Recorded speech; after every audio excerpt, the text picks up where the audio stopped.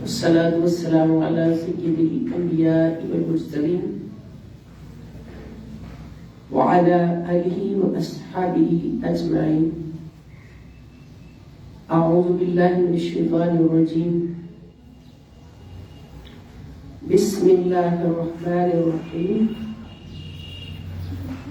البدایہ قرآن class تمام شرکائے کرام، السلام علیکم ورحمۃ اللہ وبرکاتہ.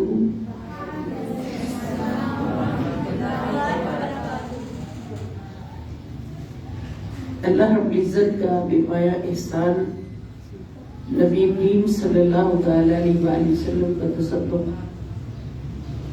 آج 20 رمضان المبارک صحبت قرآن کریم ہے اور ہم ہیں. الحمدللہ کریم، اللہ کریم کا کروڑوں بار شکر. اللہ پاک سے التجا ہے کہ ہمیں ان صحبتوں سے فیضیاب ہوتے ہوتے اخلاقی حسنہ کے اس مقام پر فائز ہونے اور ہمیشہ اس پر استقامت پذیر رہنے کی توفیق عطا فرمائے کہ جو مقام رب ذوالجلال نے ایک انسان کو عطا کرنے کے لیے انسان کو پیدا کیا، اور وہ حسن اخلاق کا وہ حسن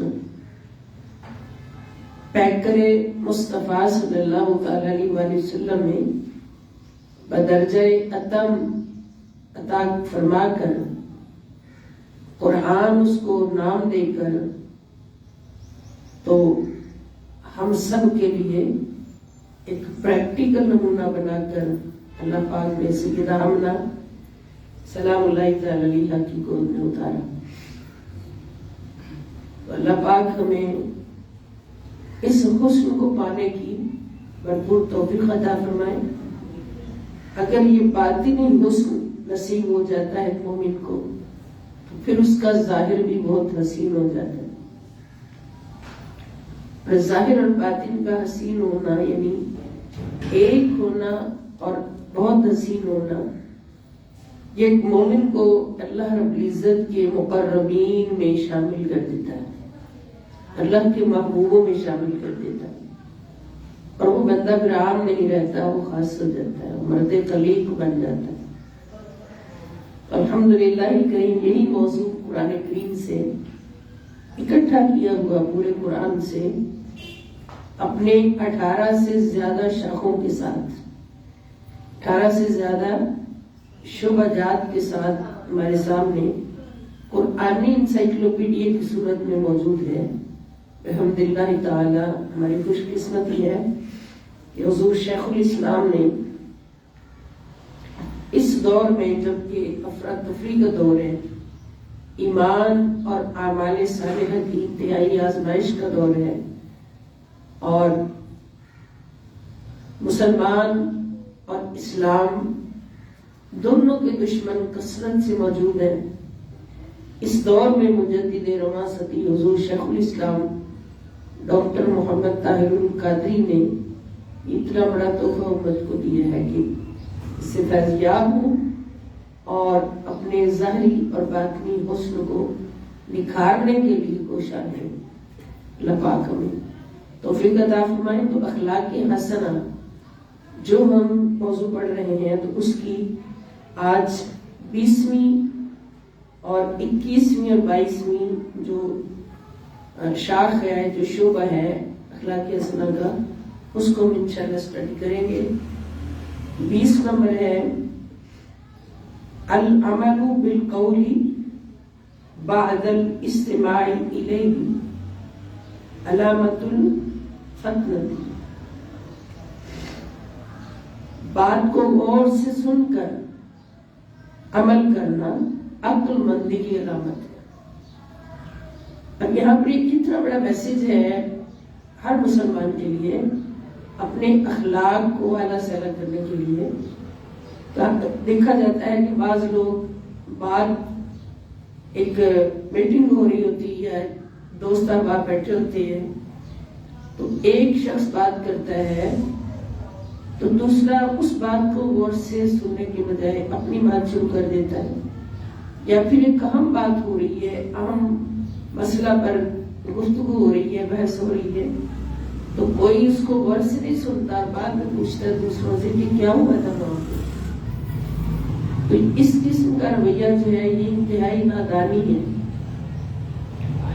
جو بھی اچھی بات ہو، درس قرآن کریم کی بات ہو، درس حدیث پاک کی بات ہو، یا کوئی اعلیٰ استاذ ہیں، کوئی مربی ہیں، کوئی مرشد ہیں، کوئی مبلغ ہیں، کوئی خطیب ہیں، اور وہ بہت اچھی گفتگو فرما رہے ہیں، تو فرض ہے کہ اس کو غور سے سنا جائے، اور پھر غور سے سننے کے بعد پھر اس پر عمل کیا جائے، بے دھیانی میں نہ بیٹھا جائے۔ مطلب سب سے بڑا اس میں میسج یہ ہے کہ جو بھی اچھی بات ہو رہی ہو اللہ رب العزت کے قریب کرنے کی، تو اس کو غور سے سنا جائے، اس پر لاؤبالی نہ اختیار کیا جائے اپنا رویہ۔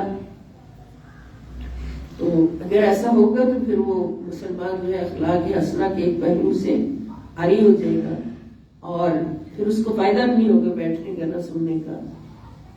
اور پھر اس کا فائدہ کیا ہوگا؟ اللہ پاک فرماتے ہیں الذین، اب دیکھیے ان لوگوں کا ذکر اللہ تعالیٰ نے قرآن کی آیت میں کر دیا کہ جو اس پر عمل کرتے ہیں، کہ جو بات ہو رہی ہے اس کو غور سے سنتے ہیں اور پھر اس پر عمل کرتے ہیں۔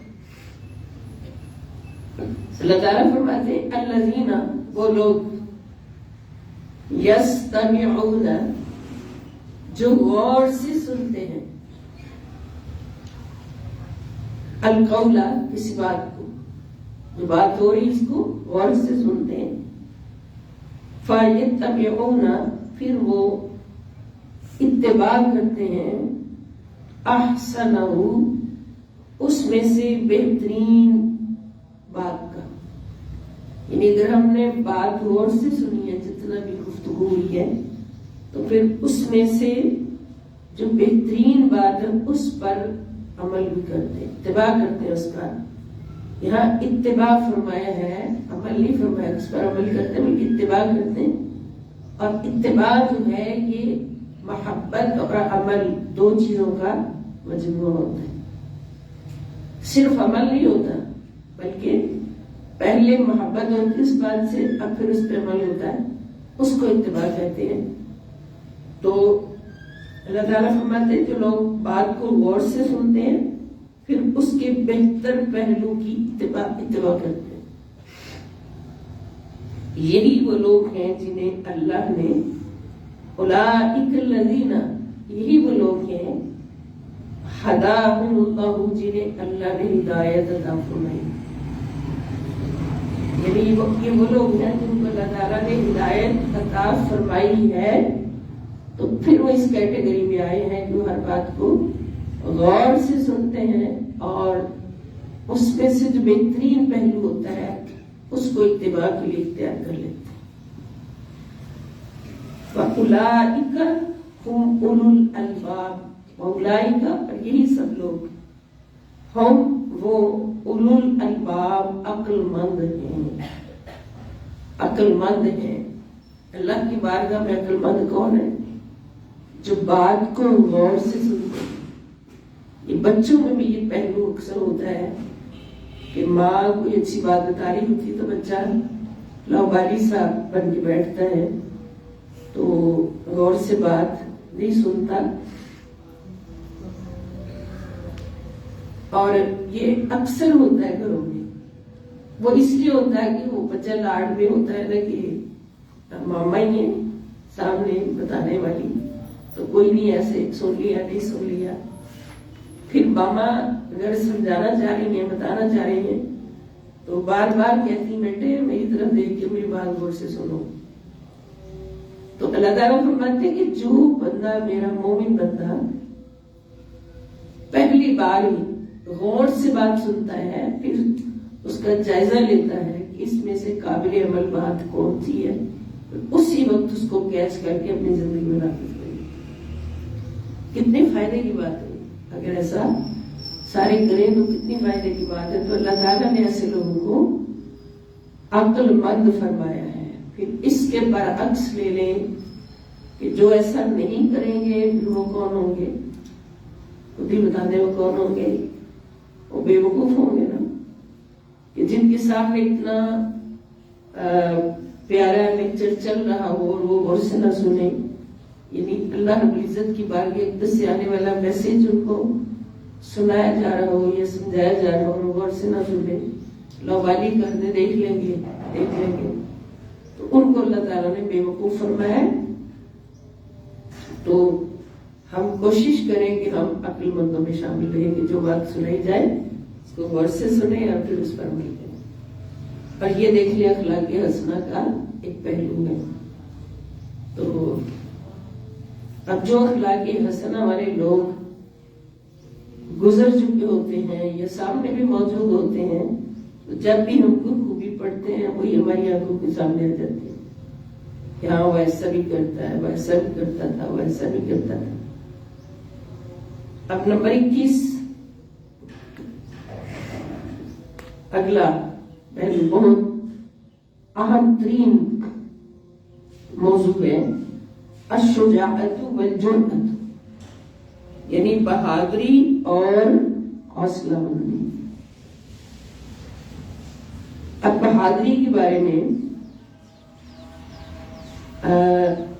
ہمیں پہلے ہی دیکھنا ہے کہ بہادری اور حوصلہ مندی جو ہے یہ حسن اخلاق کا بڑا اہم پہلو ہے، اور یہ مومن کی شان ہے. مومن کی ایک سب سے اعلیٰ خوبی ہے کہ مومن بہادر ہوتا ہے اور حوصلہ مند ہوتا ہے. مومن کبھی کمزور نہیں ہوتا، اس لیے کہ بہادر ہونا اس کے لیے بہت ضروری ہے. جس شخص کے دو دشمن ہر وقت اس کے سامنے ہو تو اگر وہ کمزور ہوگا تو پھر اس کو گرا لیا جائے گا نا. اس کا مومن کا بہادر ہونا کیوں ضروری ہے کہ ایک اس کا ظاہری دشمن ہے جو ہر وقت اسلامک اسٹیٹ کو گرانے کے لیے خدا نخواستہ اور اسلام کو نعوذ باللہ مٹانے کے لیے کوششوں میں مصروف رہتا ہے. ہم اپنی آنکھوں سے دیکھ رہے ہیں کہ فلسطین کے اندر یہود لوبی جو ہے وہ کس حد تک اسلام کو مٹانے اور مسلمان کو گرانے کی کوشش کر رہی ہے. تو اب بہت ضروری ہے کہ اس سچویشن میں مسلمان جو ہے مومن جو ہے وہ ڈٹ کے کھڑا ہے. اور آج ہم دیکھتے ہیں، ہم تو سوشل میڈیا کے حوالے سے دیکھتے سارا کچھ کہ مومن اللہ کے کرم سے بہادر ہوتا ہے. اس لیے کہ بہادری اس کے لیے بہت ضروری ہے، اس کی شان ہے کہ اس نے اپنے ایمان کو اندرونی دشمن سے بچانا ہے. وہ تو ظاہری دشمن ہے نا، جو ظاہری حملے کرتا ہے، اور ایک دشمن ہمارے اندر چھپا ہوتا ہے ہر وقت، وہ ہے شیطان نفس. تو ظاہری دشمن سے بچنے کے لیے بھی بہادر ہونا ضروری ہے، اور باطنی دشمن سے بچنے کے لیے بھی بہادر اور قوت مند اور جرأت والا ہونا، شجاع ہونا ضروری ہے.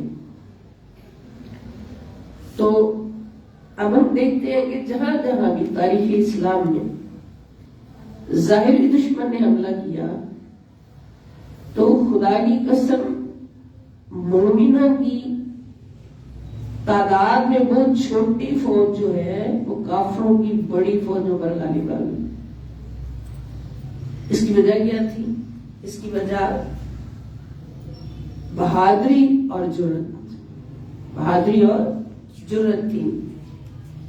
اس لیے ایک مومن کے اندر بہادری اور جرأت کا ہونا بہت ضروری ہے. پھر اللہ کریم کا وعدہ ہے کہ وَأَنْتُمُ الْأَعْلَوْنَ إِن كُنْتُم مُؤْمِنِينَ. سن لو مومنو، تم ہی سربلند رہو گی، ہمیشہ فتح تمہاری ہوگی، شرط یہ ہے کہ تم مومن رہو. اب مومن کون ہے؟ جس کا ایمان اتنا مضبوط ہے کہ اس کے سامنے 313 کے لشکر کے سامنے 1000 کافر آ جائیں تو وہ 313 1000 مسلح کافروں کو اڑا کے رکھ دیتے، ان میں سے 70 کو قتل کر کے واصل جہنم کر دیتے اور 70 کو قید کر کے مدینہ لے آتے، باندھ کے لے آتے، اور میں بڑے بڑے سردار۔ مومن کتنا بہادر ہوتا ہے کہ اتنے چھوٹے چھوٹے بچے ہیں تو راہ کے جنگ بدر کا اعلان ہوتا ہے، حضور فرماتے کہ جنگ کا اعلان کیا جاتا ہے کہ کافر جو ہے وہ کھڑے ہو رہے ہیں اسٹیٹ آف مدینہ کو گرانے کے لیے، کون کون اس میں حصہ ڈالے گا؟ وہ حصہ ڈالے۔ ہم مسلمان انتہائی غربت کی حالت میں تھے، مہاجرین ہجرت کر کے آئے تھے 2 سال پہلے، اور انصار مدینہ ان کی مدد کر رہے تھے، مال و دولت کی کثرت نہیں تھی، بہت سارے ایسے تھے جن کے پاس کھانے کے لیے بھی کم ہی ہوتا تھا، پھر اس صورت میں ان کے پاس وہ کون سی طاقت تھی؟ اور پھر اگر ظاہری اسلحہ دیکھا جائے، ظاہری اسلحہ کتنا تھا؟ تھے ان کے پاس 2 گھوڑے، 6 زرہیں، 8 شمشیریں، اور بدلنے آئے تھے وہ لوگ دنیا بھر کی تقدیریں۔ یہ بدری صحابہ جن کو حضور علیہ السلام نے ایک بار فرما دیا کہ مشورہ چاہیے سب سے کہ دشمن سر پہ چڑھ رہا ہے، ہمیں ان کا مقابلہ کرنا ہے، میرے صحابیوں کیا مشورہ ہے؟ تو صحابہ اکرام روتے ہوئے سرکار کے قدموں پہ آ کے گر گئے، عرض کرنے لگے حضور مشورہ نہیں، حکم فرمائیے، حکم فرمائیے کیا کرنا ہے؟ اب یہ کیا چیز تھی جو ان کو مضبوط کر رہی تھی؟ حالانکہ ان کے پاس تو کچھ بھی نہیں تھا، یہ ایمانی طاقت تھی، ایمانی جرأت تھی، ایمانی بہادری تھی۔ یعنی جس کے پاس ایمان جتنا زیادہ ہوتا ہے، مضبوط ہوتا ہے، وہ اتنا ہی زیادہ بہادر ہوتا ہے۔ اب وہ 2 بچے معاوض اور معاذ، ان کی اماں نے تیار کیا، 10 سال کا، 12 سال، 14 سال کا، کہ جا کے حضور کی خدمت میں پیش ہو جاؤ اور ان سے کہہ دو، عرض کر دو کہ ہماری اماں نے ہمیں جہاد کے لیے بھیجا ہے، آپ اجازت دیجیے۔ اب ان بچوں کی جو مومن ہے، مومن بچوں کی طاقت کا اندازہ کیجیے کہ حضور علیہ السلام کے پاس آ کے عرض کرتے حضور ہم نے بھی جہاد لے جانا۔ آقا فرماتے بچوں آپ تو بہت چھوٹے ہوں، حضور ہم لڑیں گے۔ آقا نے فرمایا کیا کرو گے، کس طرح لڑو گے، کیا کرو گے؟ تو عرض کی حضور ہمیں ابو جہل کو مارے۔ اور بچوں کا جذبہ دیکھیے، کہاں ابو جہل جیسا کڑیل پہلوان کافر، اور کہاں وہ چھوٹے چھوٹے معصوم بچے، لیکن ان معصوموں کے چہروں سے ایمانی قوت کا اندازہ کیجیے۔ اتنے اتنے بچے تو ابو جہل کا نام سن کے ویسے ڈر جاتے ہوں گے جتنا اس کی دہشت اور خوف تھا، لیکن انہوں نے نام بھی اس کا لیا، تاریخ میں ایک مثال بن جائے کہ جس کے پاس ایمان کی مضبوطی اور بہادری ہوتی ہے وہ 10 سال کا بچہ بھی ابو جہل کو مار سکتا ہے۔ اس لیے جرأت بہادری مومن کی شان ہے، اتنی ضروری ہے۔ تو حضور نے فرمایا چلے مقابلہ کروا کے دیکھتے ہیں دونوں کا، جو جیت جائے گا کشتی میں اس کو لے جائیں گے، جو ہار جائے گا اس کو نہیں لے کے جائیں گے۔ تو چھوٹے بھائی نے بڑے بھائی کے کان میں کہا کہ بھائی آپ تو بڑے ہیں، آپ کو تو حضور نے لے ہی جانا ہے، آپ ایسا کریں کہ آپ گر جائیں مجھے جتا دیں تاکہ مجھے بھی حضور لے۔ اب وہ گئے دونوں شہزادے، اور اللہ رب العزت کی عطا ان کی قوت ایمانی کا صلہ، تو ان کو اتنی بہادری عطا ہوئی کہ ان دونوں کی کوشش سے ان دونوں نے ابو جہل کو مارا۔ ابو جہل جیسا کافر انہوں نے جنم رسید کیا، اور آج بھی ان کا نام 14 صحابہ بدری جو شہید ہوئے میدان بدر میں لکھا ہوا ہے۔ تو یہ قوت ایمانی ہوتی ہے، جرأت و بہادری، جس کا ہونا انتہائی ضروری ہے، اور یہ مومن کے اخلاقی حسنات سے خوبی ہے۔ مومن جتنا مضبوط ہوگا، جتنا بہادر ہوگا، وہ اپنے ظاہری دشمن کا مقابلہ بھی کر سکے گا اور باطنی دشمن کو مارنے کے لیے بھی۔ اس لیے بھی ضروری کہ مومن جو بہادر اور جرأت والا ہوتا ہے وہ تھکتا نہیں ہے، وہ کتنا ہی چلتا چلا جائے، کام کرتا چلا جائے، دین اسلام کی خدمت کرتا چلا جائے، وہ تھکنے سے پاک ہوتا ہے، تھکتا نہیں ہے۔ اس لیے وہ راتوں کو اللہ کی بارگاہ میں بیٹھ بیٹھ کر اپنے نفس کو بھی پامال کرتا ہے۔ نفس کی پامالی کے لیے بھی ایک بہادر ہونا، ایمان کا مضبوط ہونا، بہادر ہونا ضروری ہے، جو اخلاق کے اس پہلو کو اپنی ذات میں بسائے ہوتے ہیں، وہ راتوں کی شب بیداریوں سے، تہجدوں سے، ذکر و اذکار سے اپنے نفس کو رونق رونق کے ختم کرتے ہیں۔ جو اندر کا دشمن ہے، باہر کے دشمن کو تلواروں سے ختم کرتے ہیں، اور اندر کے دشمن کو وہ عبادات اور ریاضت اور ساری رات اللہ کی بارگاہ میں شب بیداری کرنا، اور شب بیداری جو ہے یہ نفس کو مارنے کا سب سے بڑا ہتھیار ہے۔ اللہ کی بارگاہ میں اٹھ کر تہجد پڑھنا، آخر شب میں اٹھ کے اللہ کو راضی کرنا، تو اس طرح سے وہ یہ بھی ایک بہادری کا کام ہے۔ یہ بھی ہر کوئی نہیں کر سکتا، وہی کرتا ہے جو جرأت و بہادری کا عامل ہوتا ہے۔ سیدہ کائنات سلام اللہ تعالی علیہا سارا دن گھر کے کام کرتی ہیں اپنے پیارے پیارے دست مبارک سے، اور ساری رات اللہ کی بارگاہ میں کھڑے گزارتی ہیں۔ سجدہ سیدہ کائنات سلام اللہ تعالی علیہا کا دیکھ کر فرشتے بھی رشک کرتے ہیں،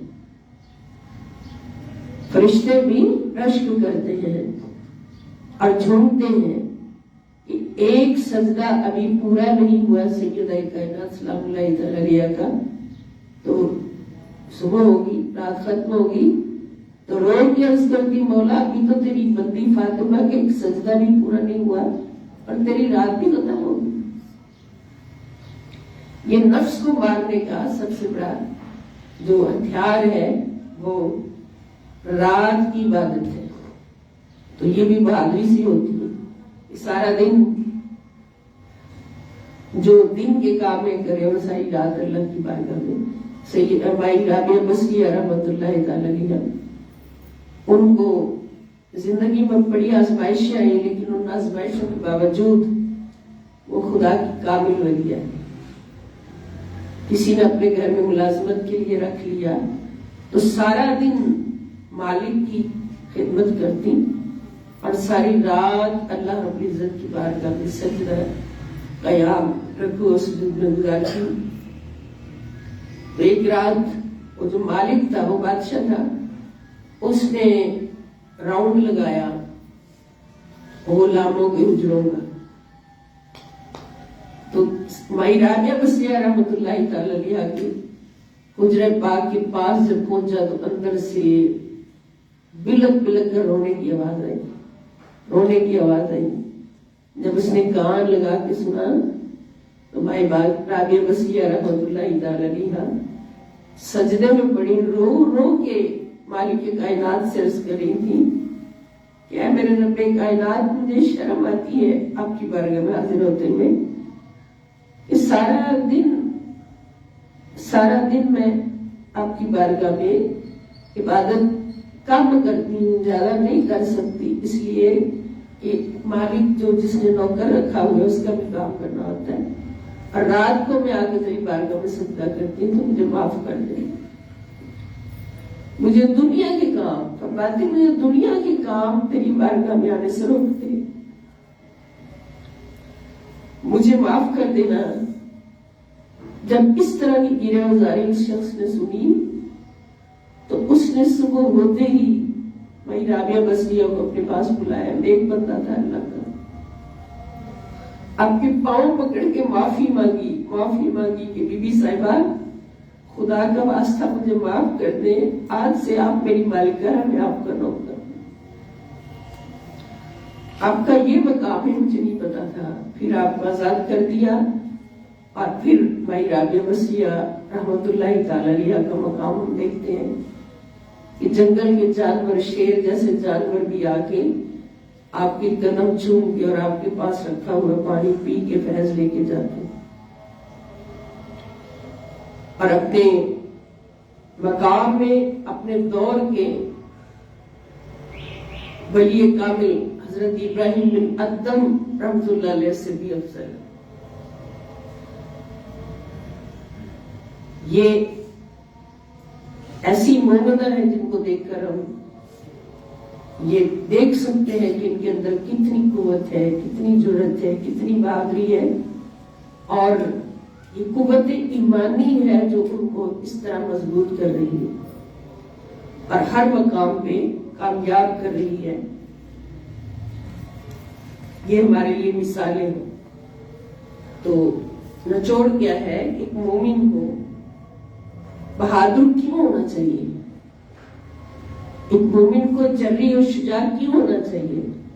اس لیے کہ اس نے بدر کو فتح کرنا ہے، اس نے احد کو فتح کرنا ہے، اس نے کفر کو شکست دینا ہے، اس نے ظاہری دشمن کو شکست دینا ہے، اس نے باطنی دشمن کو شکست دینا ہے۔ اور پھر دوسری بات یہ کہ یہ بہادری ملتی کیسے ہے؟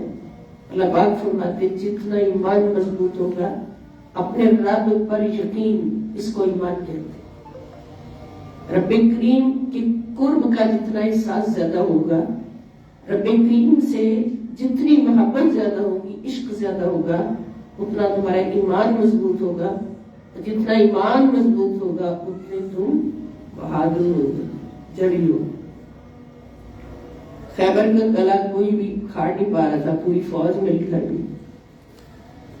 پھر نبی کریم صلی اللہ علیہ وسلم نے جھنڈا حضرت علی کے ہاتھ میں دیا۔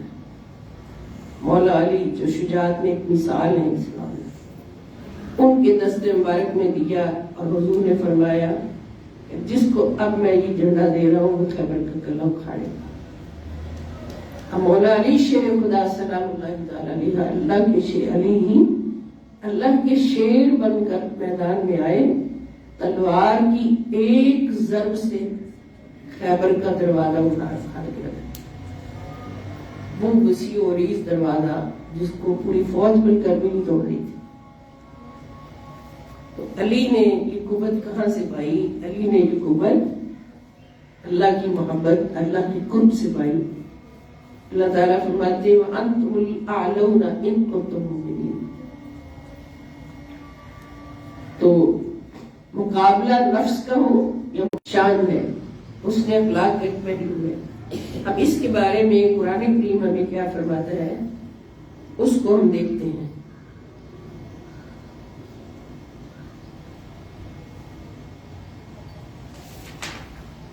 سورۃ البقرہ آیت نمبر 249، اللہ رب العزت ارشاد فرماتے ہیں فَلَمَّا فَصَلَ طَالُوتُ بِالْجُنُودِ، پھر جب طالوت اپنے لشکروں کو لے کر شہر سے نکلا، یہ طالوت جن کو جہاد کا حکم ہوا تھا، قال، تو طالوت نے کہا، طالوت نے اپنی فوج سے کہا ان اللہ مبتلیکم بنہر، بے شک اللہ تمہیں ایک نہر کے ذریعے آزمانے والا ہے۔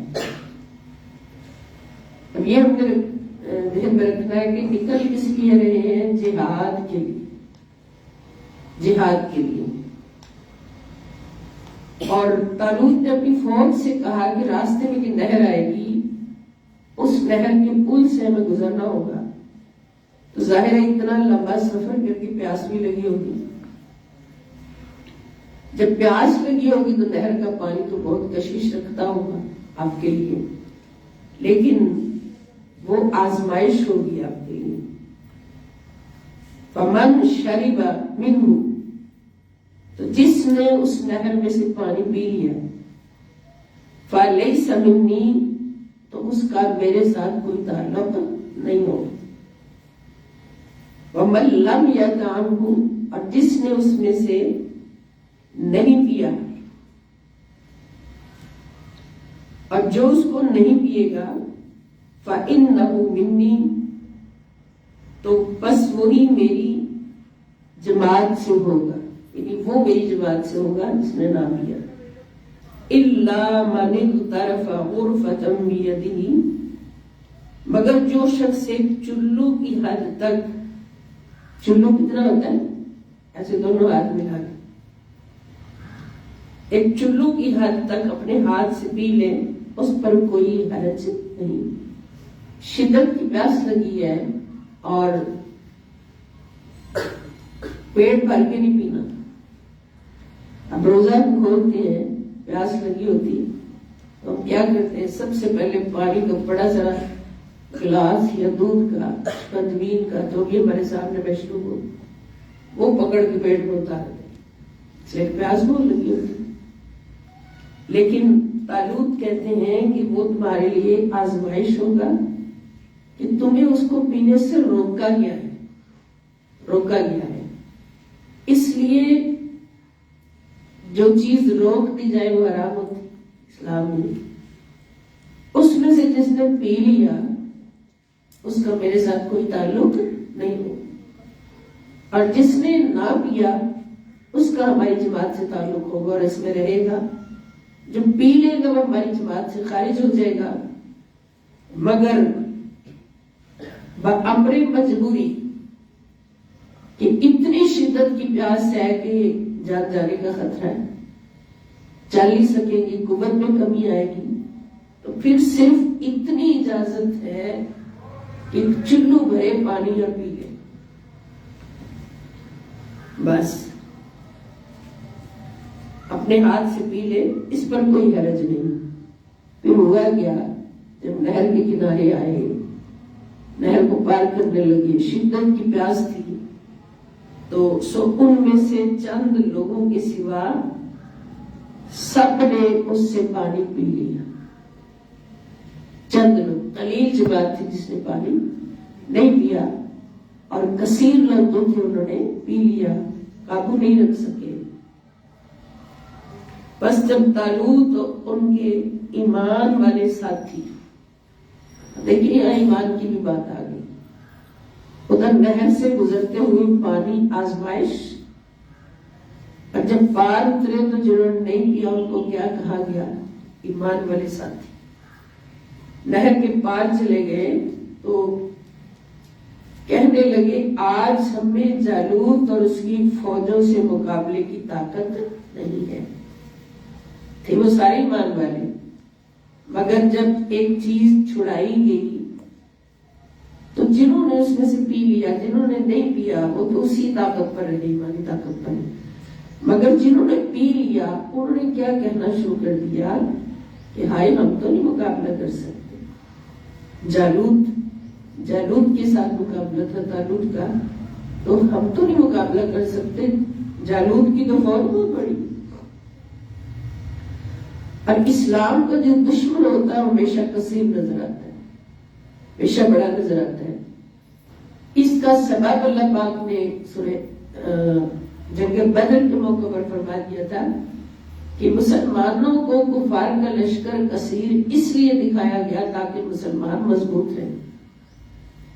اگر تھوڑا لشکر دکھایا جاتا، اللہ پاک یہ بھی فرما سکتے تھے نا کہ سامنے لشکر بے شک بڑا تھا لیکن اس کو قلیل کر کے مسلمانوں کو دکھا دیتے، لیکن اللہ پاک فرماتے ہیں کہ مومنوں کو لشکر بڑا کیوں دکھایا گیا، تاکہ ان کے حوصلے بلند رہے، ان کے اندر مضبوطی رہے کہ اتنے بڑے لشکر کا مقابلہ کرنا۔ تو یہاں پر جب جالوت کا لشکر بہت بڑا دیکھا تو جنہوں نے پانی پی لیا تھا نہر سے ان میں سے بولے کچھ کہ آج ہمیں جالوت اور اس کی فوجوں سے مقابلے کی طاقت نہیں، لیکن جو لوگ یقین رکھتے تھے، جو لوگ یہ یقین رکھتے تھے کہ وہ شہید ہو کر یا مرنے کے بعد اللہ سے ملاقات کا شرف پانے والے ہیں، کہنے لگے کئی مرتبہ اللہ کے حکم سے تھوڑی سی جماعت بڑی جماعت پر غالب آ جاتی۔ یہ تو اسلام اور کفر کی سب سے پہلی جنگ سے اللہ پاک نے دکھا دی کہ تھوڑی جماعت جو ہے وہ بڑی جماعت پر غالب آ جاتی ہے، اور اللہ صبر کرنے والوں کا ساتھ دینے والا ہے، صبر کرنے والوں کو اپنی میت سے نوازتا ہے۔ اب اس میں دیکھیں، ایک تو ظاہری معنی ہے جو ہم نے پڑھ لیا، ایک باطنی معنی جو میسج کے طور پر ہمارے دلوں پر وارد ہو رہا ہے کہ اس نہر سے مراد ہے دنیا۔ دنیا جب انسان آتا ہے، مومن پیدا ہوتا ہے، تو اس کے لیے اللہ رب العزت اس دنیا سے گزارتے ہوئے کچھ آزمائشیں رکھتے ہیں، اور وہ آزمائشیں ہوتی ہیں دنیا کی رنگینیاں۔ اللہ پاک بار بار فرماتے ہیں کہ دنیا کی بہت ساری ایسی خواہشات ہیں، شہوات ہیں، رنگینیاں ہیں کہ جن کو زین للناس حب الشہوات، شہوات کی محبت انسان کے لیے آراستہ کر دی گئی اس دنیا میں۔ بہت ساری ایسی باتیں ہوتی ہیں جو دنیا کی محبت ہوتی ہیں مگر اللہ سے دور کرنے والی ہوتی ہیں، اور بہت سارے ایسے امور ہوتے ہیں، توجہ کی بات ہے، بہت سارے ایسے امور ہوتے ہیں جن کو اللہ تعالیٰ مومن کے لیے حرام فرما دیتے ہیں، حرام فرما دیتے ہیں۔ جیسے اللہ تعالیٰ نے فرما دیا انما حرم علیکم المیتۃ والدم ولحم الخنزیر وما اہل بہ لغیر اللہ، اور ساتھ ہی فرما دیا فمن اضطر غیر باغ ولا عاد، جو مجبور ہو جائے، یعنی اللہ پاک نے تم پر مردار، خون اور خنزیر اور وہ جانور ذبح کیا ہوا جس پر غیر اللہ کا نام لیا گیا اور ذبح کے بعد یہ چار چیزیں حرام کر دی۔ واضح سب کو پتا ہے نا یہ حرام ہے، اور وہ ہر وہ کام جو اللہ سے دور کر دے وہ حرام ہے۔ زناکاری حرام ہے، چوری حرام ہے، ڈاکہ حرام ہے، قتل کرنا حرام ہے۔ جو اللہ پاک نے چھوڑوا دیے بندے سے کام دنیا میں، وہ آزمائش کی نہر ہے۔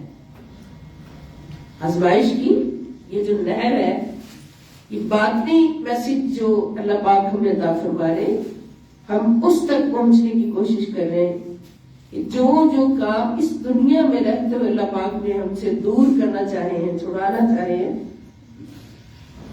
اور صرف آزمائش کے طور پر اس دنیا میں رکھ کے ہمارے لیے، اور فرما دیا الذی خلق الموت والحیات لیبلوکم ایکم احسن عملا، کہ وہ اللہ برکت والا کہ جس نے موت اور زندگی کو ملا کر پیدا کیا تاکہ وہ تمہاری آزمائش کرے، تمہیں آزمائے کہ تم میں سے بہترین عمل کر کے کون اللہ کی بارگاہ میں جاتا ہے۔ یعنی اس زندگی میں ہمیں بہترین عمل کرنے کے لیے بھیجا گیا۔ بہترین عمل کون سے؟ جو اللہ کا حکم ہے اور اللہ کو پسند ہے۔ تو اب دنیا میں آیا انسان، مومن بنا، مومن کے گھر پیدا ہوا، پھر اس کے سامنے آزمائشوں کی نہر آ گئی، آزمائشوں کی نہر آ گئی سامنے۔ اب جس نے اللہ کا حکم مانتے ہوئے اس نہر میں سے ایک قطرہ بھی نہیں چکھا، ایک قطرہ بھی، جو اللہ نے حرام کر دیا اس کو زندگی سے بالکل ختم کر دیا، سائڈ پہ کر دیا، کوئی ایسا عمل نہیں کیا کہ ایک قطرہ بھی اس نہر سے چکھنا دوبارہ نہیں کیا، اور پاک صاف ستھرا ہو کے نہر کو کراس کر گیا، اس زندگی کی نہر کو کراس کر گیا، پھر اس کا مقام کیا ہوگا؟ اللہ نے فرمایا یہ مومن ہے، یہ میرا خاص بندہ ہے جس پر میری خاص رحمت ہے۔ اور کچھ ایسے جو دنیا میں آئے اور جن جن چیزوں کو اللہ پاک نے آزمائش کے لیے اتارا تھا، آزمائش والی نہر بنا کے، ان میں بھی گھس گئے جا، پتہ ہی نہیں حرام کیا ہے، حلال کیا ہے، جھوٹ کیا ہے، سچ کیا ہے، اور ہر حرام کو پسند کرنے لگے. کچھ تو ایسے جو بالکل ہی بھر بھر کے پیٹ کھا گئے حرام. کچھ ایسے جنہوں نے چلو بھر کے پینے سے مراد کیا کہ تھوڑا تھوڑا چکھ لیا. لیکن اس کی اجازت چلو بھر کے پینے کی کیا تھی کہ جیسے قرآن کہتا ہے کہ یہ ساری چیزیں تم پر حرام ہیں، مگر بامر مجبوری اگر جان جانے کا خطرہ ہو اور جہاں پر تم بیٹھے ہو وہاں کھانے پینے کے لیے کچھ اور ہے ہی نہیں حرام کے سوا، تو پھر تم حرام کی ہوئی چیز میں سے 2-4 نوالے صرف اس لیے لے سکتے ہو تمہاری جان بچ جائے. اوتے لا یموت، صرف اتنا لے سکتے ہو جس سے تمہاری جان بچ جائے. تو یہ جب نہر سے گزارا تو یہ سارا یہی میسج ہمیں قرآن کریم سے عطا ہو رہا ہے. یہ تو ظاہری معنی تھے جو یہاں ہم نے پڑھے. تو باطنی میسج جو ہم تک پہنچ رہا ہے کہ دنیا کی نہر میں جب اتارا جاتا ہے بندے کو تو پھر دیکھ دیکھ کے اس کو کراس کرنا ہے کہ کہیں کسی حرام کا ایک ذرا بھی ہمارے جسم سے نہ لگ جائے. آقا علیہ السلام فرماتے ہیں کہ وہ بدن جو حرام پر پروان چڑھا ہوتا ہے کبھی ہو ہی نہیں سکتا کہ اس کی کوئی دعا کوئی بات اللہ کے پاس پہنچ جائے، کیونکہ حرام اللہ کو پسند. تو یہ جو چلو بھرنے کی بات ہے یہ صرف ہماری مجبوری ہے کہ اگر جان جانے کا خطرہ ہو اور آپ بیٹھے ایسی جگہ پر ہیں جہاں حرام کے سوا کچھ ملتا ہی نہیں ہے تو پھر اتنا لینا جائز ہے جتنے سے جان بچ جائے. ورنہ صبر کرے اور کبھی بھی اس چیز کی طرف توجہ نہ دے کہ جو جس کو اللہ نے حرام کر دیا چھڑا دیا. پھر اللہ پاک فرماتے ہیں کہ وہ لوگ جو ہر حرام سے بچتے ہوئے دنیا سے گزر جاتے ہیں، ہر گناہ سے بچتے ہوئے اپنی زندگی گزار لیتے ہیں، پھر ان کا مقام کیا ہوتا ہے کہ وہ بڑی سے بڑی مشکل سے گزرتے ہیں. ان کے اندر ایک ایمانی طاقت ہوتی ہے اور جو کھا لیتے ہیں حرام وہ پھر بزدل ہو جاتے ہیں. کافر اتنا بزدل کیوں ہے؟ قرآن ہمیں کہتا ہے کہ کافر سے ڈرا مت کرو. ایک مومن جو ہے وہ 1000 کافر پر بھاری ہوتا ہے. اس لیے کہ مومن مضبوط ہوتا ہے. مضبوط اس لیے ہوتا ہے کہ اس میں حرام سے بچا ہوتا ہے. کافر اتنا کمزور اس لیے ہوتا ہے کہ وہ تو پروان ہی حرام پر چڑھا ہے، تو پیدل حرام پر ہوا ہے نعوذ باللہ.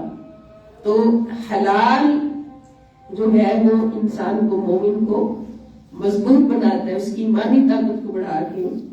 اور جو حرام ہے وہ جو جنہوں نے چیک لیا تھا حرام انہوں نے کہا نا کہ اب ہم جالوت اور اس کی فوج کا مقابلہ نہیں کر سکتے. لیکن جو حرام کو نہیں چکھا تھا جنہوں نے مضبوط تھے بہادر تھے انہوں نے کیا کہا کہ انا للہ و انا الیہ راجعون، اللہ کی طرف ہمارا یقین ہے کہ ہم اللہ کی طرف لوٹ کر جانے والے ہیں.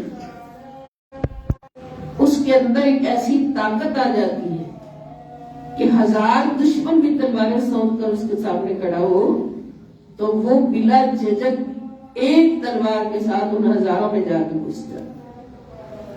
اس کو پتا ہوتا ہے کہ اگر زندہ رہا تو میں غازی ہوں اللہ کی بارگاہ میں، اگر مر گیا تو شہید ہوں.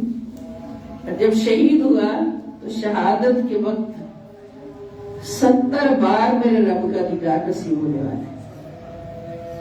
جب شہید ہوا تو بلا حساب سیدھا جنت. اور جب جنت میں گیا تو پھر اللہ کا دیدار ہر گھڑی نصیب ہوگا، بے حساب جنت چلا جاؤں گا. تو اس لیے وہ اتنا بہادر ہوتا ہے کہ اس کو شہادت کی موت کا ایک تمنا ہوتی ہے. اور خدا کی قسم ہر مومن جب اس کی ماں اس کو تیار کر کے پہلے دن گھر سے نکالتی ہے اللہ کی راہ میں جہاد کے لیے، پہلے دن وہ نیت ہی لے کر جاتا ہے کہ اللہ مجھے شہادت عطا کر. تو یہ بہادری ہوتی ہے. اور یہ بہادری کون سی ہوتی ہے؟ یہ ایمان کی بہادری ہوتی ہے. تو جب ایمان مضبوط ہوتا ہے اور بہادری بدرجہ کم ہوتی ہے تو پھر مسلمانوں کا چھوٹا لشکر بھی کفار کے بڑے لشکر پر نہ تیغ و تیر پر تکیا، نہ خنجر پر نہ بھالے پر، بھروسہ تھا تو ایک سادہ سی کالی کملی والے پر۔ یہ لشکر ساری دنیا سے انوکھا تھا، نرالا تھا کہ اس لشکر کا ہاتھی ایک کالی کملی والا تھا۔ تو پھر مومن کو کیسا ہونا چاہیے اس کو سننے کے بعد؟ ابھی ہم نے پڑھا ہے نا کہ وہ لوگ جو بات کو غور سے سنتے ہیں، ہر بات کو، اور اس کا جو بہترین پہلو ہوتا ہے اس پر اس کا اتباع شروع کر دیتے ہیں۔ تو پھر اس کو سننے کے بعد ہمیں کیسا ہونا چاہیے کہ ہماری ایمانی قوت، ہماری بہادری ٹاپ پہ ہونی چاہیے، اور اسی صورت ہوگی جب ہم دنیا کی ہر بری آلائش سے پاک رہیں، دنیا کی ہر حرام کردہ چیز سے صاف رہیں گے، پاک رہیں گے، اور اللہ رب العزت کی رضا میں ڈل جائیں گے۔ جو اللہ دے دے، الحمدللہ الحمدللہ۔ اگلی آیت سورۃ آل عمران کی ہے، آیت نمبر 139۔ اللہ پاک ارشاد فرماتے ہیں، وَلَا تَهِنُوا وَلَا تَحْزَنُوا وَأَنْتُمُ الْأَعْلَوْنَ إِن كُنتُم مُؤْمِنِينَ۔ اللہ پاک مومنوں سے وعدہ فرماتے ہیں، اور تم ہمت نہ ہارو اور نہ غم کرو، تم ہمت نہ ہارو اور نہ غم کرو، اور تم ہی غالب آؤ گے، تم ہی غالب آؤ گے اگر تم کامل ایمان رکھتے ہو۔ لیکن ایمان شرط ہے، اور ایمان ایک طاقت کا نام ہے، ایسی طاقت جو ظاہر ہم کسی مجسم صورت میں نہیں دیکھتے۔ ایک مومن کے اندر کی طاقت کا نام ایمان ہے۔ اسی طرح اگلا حوالہ سورۃ آل عمران ہے، آیت نمبر 146۔ اللہ پاک فرماتے ہیں، اور کتنے ہی انبیاء ایسے ہوئے جنہوں نے جہاد کیا، ان کے ساتھ بہت سے اللہ والے اولیاء بھی شریک ہوئے، یعنی جو انبیاء کے ساتھ شریک ہوتے تھے وہ اولیاء کرام ہوتے تھے۔ تو نہ انہوں نے ان مصیبتوں کے باعث جو انہیں اللہ کی راہ میں پہنچی، نہ ہمت ہاری اور نہ وہ کمزور پڑے، نہ ہمت ہاری اور نہ وہ کمزور پڑے، اور نہ وہ جھکے، اور اللہ صبر کرنے والوں سے محبت کرتا ہے۔ یعنی ایک بات تو یہ کہ جو اس کیٹیگری کے لوگ ہوتے ہیں، بہت ہمت والے، نہ ڈرنے والے، نہ جھکنے والے، نہ کٹنے والے، نہ جھکنے والے، نہ بکنے والے، کٹ تو جاتے ہیں مگر نہ جھکتے ہیں نہ بکتے ہیں، تو وہ انبیاء کرام کے ساتھ ہوتے ہیں، ان کو انبیاء کرام کا ساتھ ملتا ہے، اور پھر وہ ہمیشہ وہی سربلند ہوتے ہیں، وہی جیت جاتے ہیں۔ اس سے اگلا حوالہ ہے سورہ نساء، آیت نمبر 104۔ اللہ پاک ارشاد فرماتے ہیں، اور تم دشمن قوم کی تلاش میں سستی نہ کرو، مومنوں کو کہا جا رہا ہے۔ اب یہ ذہن میں رکھیں، یہ دشمن قوم ظاہری بھی ہے، یہود و نصارہ کی صورت میں، اسلام کے دشمنوں کی صورت میں، اور یہ دشمن قوم ہمارے اندر بھی ہے۔ تم دشمن قوم کی تلاش میں سستی نہ کرو، اگر تمہیں پیچھا کرنے میں تکلیف پہنچتی ہے تو انہیں بھی تو ایسی ہی تکلیف پہنچتی ہے۔ یعنی تکلیف میں اگر تم پڑتے ہو تو وہ بھی تو تکلیف میں پڑتے ہیں، مگر یہ سوچ لو کہ ان کی تکلیف کا بدلہ کیا ہے اور تمہاری تکلیف کا اجر کیا ہے۔ اگر وہ مر گئے کفر کی راہ میں نعوذ باللہ لڑتے لڑتے تو ان کا ٹھکانہ تو جہنم ہے، اور اگر تم مر گئے اسلام کی راہ میں لڑتے لڑتے تو تمہارا ٹھکانہ جنتیں ہے اور شہادت کی موت ہے، زندہ ہو۔ تو انہیں بھی تو تکلیف پہنچتی ہے جیسی تکلیف تمہیں پہنچ رہی ہے، حالانکہ تم اللہ سے اجر و ثواب کی وہ امیدیں رکھتے ہو جو امیدیں وہ نہیں رکھتے. وہی بات کہ جو تمہیں اجر و ثواب کی امید ہے وہ ان کو تو نہیں ہے نا. حالانکہ تکلیف آپ کو پہنچتی تو تکلیف ان کو بھی پہنچتی ہے. اور اللہ خوب جاننے والا ہے. پھر نچوڑ کر نکلا کہ مومن کو ہمیشہ بہادر ہونا چاہیے. کبھی بھی ضرورت پڑ سکتی ہے.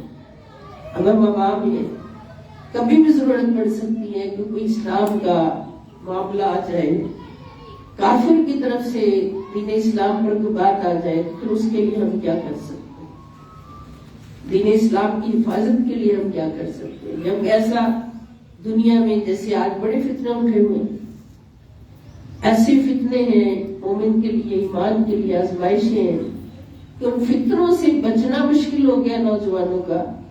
تو اس صورت میں ہم کیا کر سکتے ہیں؟ کوئی اسلام کو کس طرح سے پیش کر رہا ہے, کس طرح سے پیش کر رہا ہے, تو ان فتنوں کو دیکھ کر اگر ہم سوئے رہتے ہیں, کچھ بھی نہیں کرتے, اس کا مطلب ہمارے اندر کوئی قوت بہادری نہیں ہے. اگر اپنی طاقت کے مطابق اٹھ جاتے ہیں, کچھ نہ کچھ اپنا حصہ ڈالتے ہیں, اور ہر مومن کی ایمان کی حفاظت کے لیے, اسلامک اسٹیٹ کی حفاظت کے لیے اپنا حصہ ڈالتے ہیں, تو پھر اس کا مطلب ہم ان لوگوں میں انشاءاللہ شامل ہیں جو اللہ کے دین کو بچانے کے لیے قوت اور بہادری کا مظہر ہوتے ہیں. تو اسی طرح سورہ انفال ہے,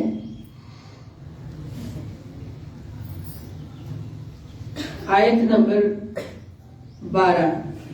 اللہ تعالیٰ فرماتے ہیں 900 کا لشکر تھا کافروں کا, جس میں بڑے بڑے سردار بھی شامل تھے, اور ہر کافر کے پاس تلوار بھی ہے, گھوڑا بھی ہے, تیر بھی ہے, زرہ بھی ہے, مسلح فوج ہے.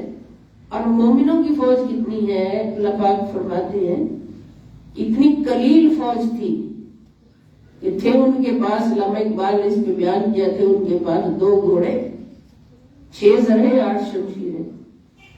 اتنا اسلحہ ہے 313 کے پاس. اور بدلنے آئے تھے وہ لوگ دنیا بھر کی تقدیریں. کسی ایک بشر نے بھی یہ نہیں کہا کہ یا رسول اللہ صلی اللہ علیہ وسلم ابھی تو ہم اتنے کمزور, ہمارے پاس 2 گھوڑے ہیں, 8 تلواریں ہیں, کیسے لڑیں گے اتنے بڑے لشکر کے ساتھ. کسی کی زبان پر یہ جملہ نہیں آیا.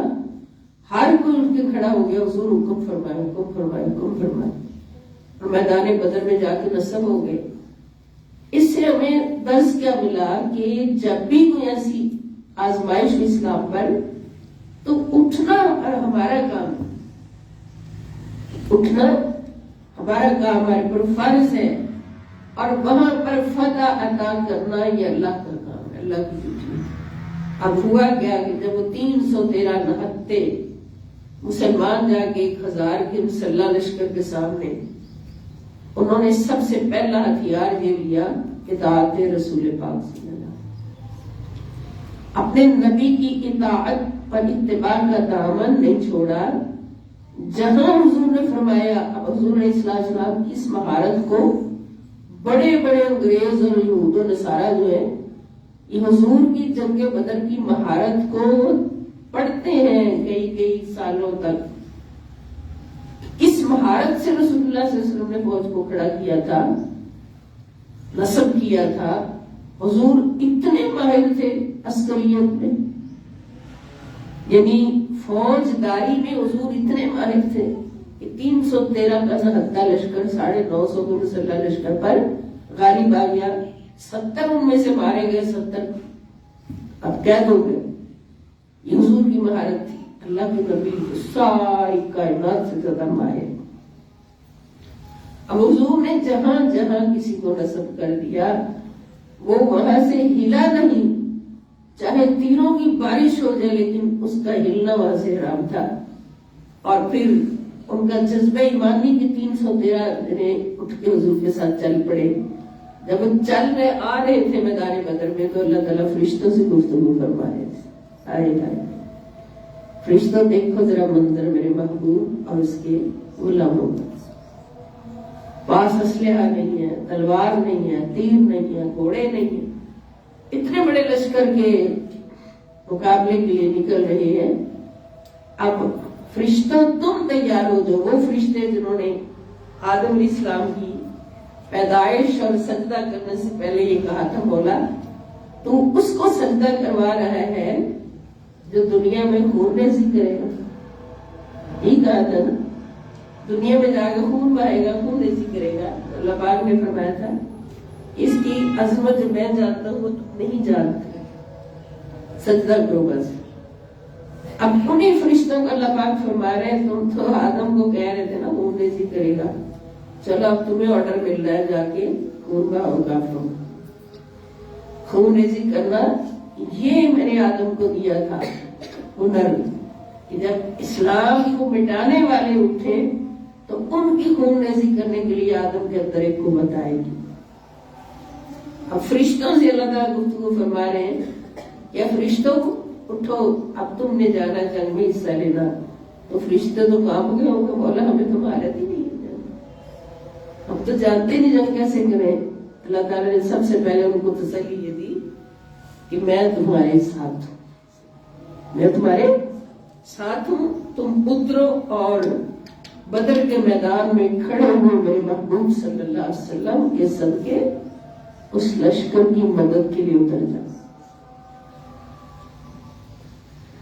اللہ پاک نے فرمایا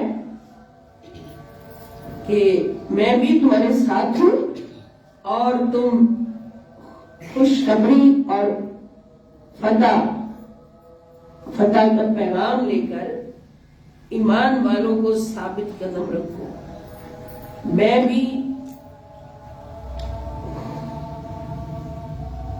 میں ابھی جنگجو کافروں کے دلوں میں لشکر محمدی صلی اللہ علیہ وسلم کا رعب اور ہیبت ڈالے دیتا. اب اللہ پاک نے فرشتوں کو دارا مدد کے لیے خود بھی سخت ہے اور کافروں پر ایک رعب ڈال دیا، رعب طاری کر دیا.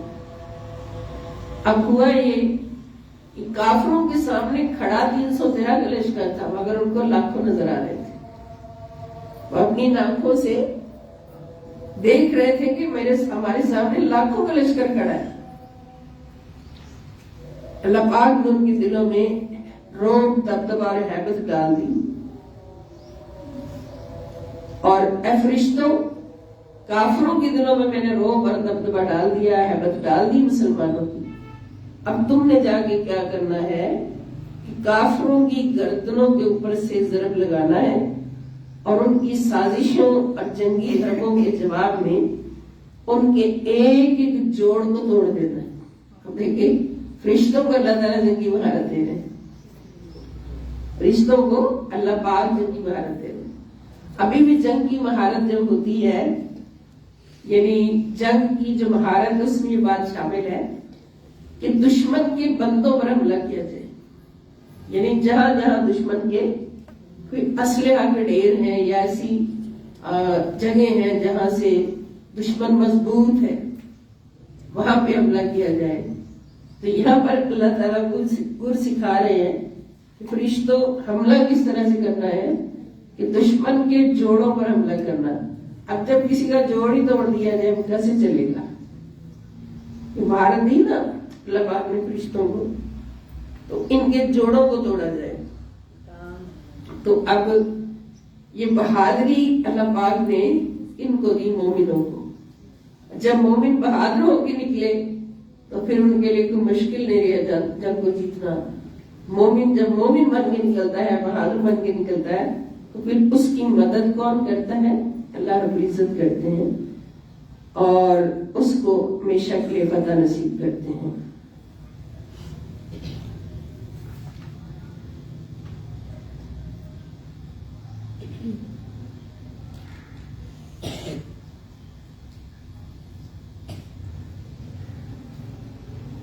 اور اسی بہادری کے چیپٹر میں ہی اللہ پاک سورہ انفال میں فرماتے ہیں 15 نمبر آیت کہ ایمان والو جب تم میدان جنگ میں کافروں سے مقابلہ کرو، خواہ لشکر کتنا ہی زیادہ ہو، انہیں پیٹھ مت دکھاؤ. یعنی ان کی طرف پیٹھ نہ کرنا، پشت نہ کرنا. سمجھ آئی بات کی؟ جب مومن لڑ رہا ہو اس کو پشت پھیرنے کی اجازت نہیں ہے، نہ تو جنگ کی ابتدا کی اجازت ہے، جنگ کی ابتدا کرنا ظلم ہے، اللہ تعالیٰ ایک مسلمان کو ظلم کی اجازت نہیں دیتے۔ اس ظلم کی ابتدا کافر کرے گا تو پھر مقابلے میں آنا پڑے گا، اور جب کافر کے مقابلے میں آ جاؤ تو پھر مومن کو حکم ہے کہ پشت پھیر کے بھاگنا نہیں، حرام ہے اس کے۔ اگر ایسا کوئی کرے تو حکم ہے کہ اس کو قتل کرنا، جنگ سے پیٹ پھیر کر بھاگے۔ تو اب یہ جنگ زوروں پر ہو تو کسی کے دل میں آ سکتے اپنی جان بچا کے بھاگو، لیکن اس کی اجازت نہیں، اور اس کے برعکس فرما دیا کہ اگر جان گئی تو اس کے بدلے ہمیشہ کی زندگی ملے، شہادت ملے۔ اسی طرح سورہ انفال میں ہی آیت نمبر 45 میں اللہ پاک فرماتے ہیں، اے ایمان والو جب دشمن کی کسی فوج سے تمہارا مقابلہ ہو تو ثابت قدم رہا کرو اور اللہ کو کثرت سے یاد کیا کرو تاکہ تم فلاح پا جاؤ۔ یہ بہادری سے ہوگا نا۔ اسی طرح سورہ محمد آیت نمبر 35 میں، اے مومنو بس تم ہمت نہ ہارو اور ان کافروں سے صلح کی درخواست نہ کرو، کہیں تمہاری کمزوری ظاہر نہ ہو جائے اور تم ہی غالب رہو گے، اور اللہ تمہارے ساتھ ہے اور وہ تمہارے اعمال کا ثواب ہرگز کم نہیں کرے۔ دشمن سامنے آ جائے پھر پیچھے مڑنے کی اجازت، نہ کمزوری دکھانے کی اجازت اور نہ ہی پشت پھیرنے کی اجازت۔ دشمن سامنے آ جائے تو پھر ایک پہاڑ کی طرح کھڑے ہو جانا ہے، کیونکہ دشمن کا مقصد اور ہے لڑنے کا، تمہارا مقصد جو ہے بہت بڑا ہے، تمہارا اللہ تمہیں جو اجر دینے والا ہے۔ کہ علامہ اقبال نے بڑے پیارے اس میں میسج عطا فرمائے ہیں کہ شہادت ہے مطلوب و مقصود مومن، شہادت ہے مطلوب و مقصود مومن، نہ مال غنیمت نہ کشور کشائی۔ مومن کی پیش نظر نہ مال غنیمت ہوتا ہے، نہ کسی سلطنت میں جھنڈا لہرانا ہوتا ہے، بلکہ مومن کی پیش نظر شہادت ہوتی ہے۔ پھر علامہ اقبال ہی فرماتے ہیں کہ کافر ہے تو شمشیر پہ کرتا ہے بھروسہ، کافر ہے تو شمشیر پہ کرتا ہے بھروسہ، اور مومن ہے تو بے تیل ہی لڑتا ہے سپاہی۔ مومن جو ہے اس کو تلوار کی بھی ضرورت نہیں ہوتی، وہ نعرے لگاتا ہوا جا گھستا ہے۔ نعرہ حیدری اس کی تلوار ہوتی ہے، نعرہ حیدری اس کا ہتھیار ہوتا ہے، نعرہ رسالت اس کا ہتھیار ہوتا ہے، اور نعرہ تکبیر اس کی جیت ہوتی ہے۔ تو کافر ہے تو شمشیر پہ کرتا ہے بھروسہ، شمشیر کا تلوار، یعنی کافر ہے تو وہ تلوار پہ بھروسہ کرتا ہے جیتنے کے لیے، اور مومن ہے تو بے تیل ہی لڑتا ہے سپاہی۔ 313 سپاہی 8 تلواروں کے ساتھ کیسے لڑے ہوں گے؟ ان کی تلواریں نعرہ حیدری ہوگا، نعرہ رسالت ہوگا، نعرہ تکبیر ہوگا، اور کافر تلوار سے لڑتے ہوئے بھی 70 واصل جہنم ہو گئے اور 70 کو قید کر لیا گیا۔ یہ بہادری اور جرأت اور شجاعت، اب آخر میں آپ بتا دیں کہ یہ کس کی شان ہے؟ بلند آواز سے بتا دیں کس کی شان ہے؟ مومن کی۔ بولے ذرا، سب کی آواز آنی چاہیے۔ مومن کی شان ہے، اس لیے ہر مومن کے اندر یہ خوبی ہونی چاہیے، اس کو بہادر ہونا چاہیے۔ تو مومن جب اتنی بڑی بڑی آزمائشوں سے نہیں ڈرتا تو پھر چھوٹی چھوٹی آزمائشوں کے لیے کیا؟ چھوٹی چھوٹی آزمائشوں کے لیے کیا ہے؟ اللہ تعالیٰ ہم سب کو ایمانی طاقت میں اعلیٰ سے اعلیٰ مقام عطا فرمائے۔ وما علیہ الا البلاغ، والسلام علیکم ورحمۃ اللہ وبرکاتہ۔